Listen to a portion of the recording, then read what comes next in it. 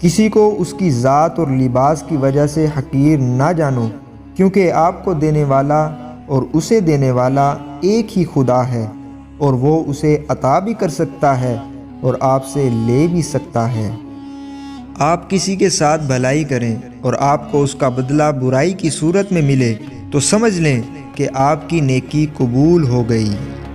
جو بہت اچھا لگے اسے بہت کم ملا کرو، جو انتہا سے زیادہ اچھا لگے اسے صرف دیکھا کرو، اور جو دل میں سما جائے اسے صرف یاد کیا کرو، کیونکہ جو آپ کے جتنا قریب ہوتا ہے دنیا اسے اتنا ہی دور کر دیتی ہے۔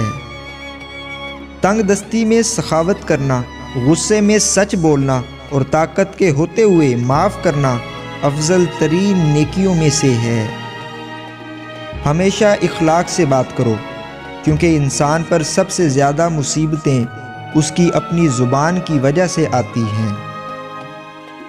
آنسو کا ہر قطرہ دنیا کی ہر چیز سے زیادہ مہنگا ہے، لیکن کوئی اس کی قیمت اس وقت تک نہیں جان سکتا جب تک وہ اس کی اپنی آنکھ سے نہ نکلے۔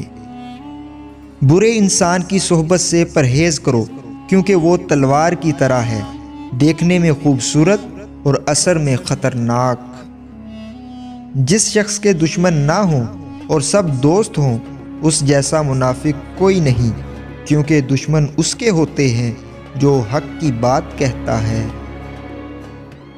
حضرت علی رضی اللہ تعالیٰ عنہ سے کسی نے پوچھا کہ آپ کی تو تلوار بہت تیز ہے مگر آپ کی سواری سست ہے، کیا ہی اچھا ہو اگر آپ سواری بھی تیز رکھ لیں۔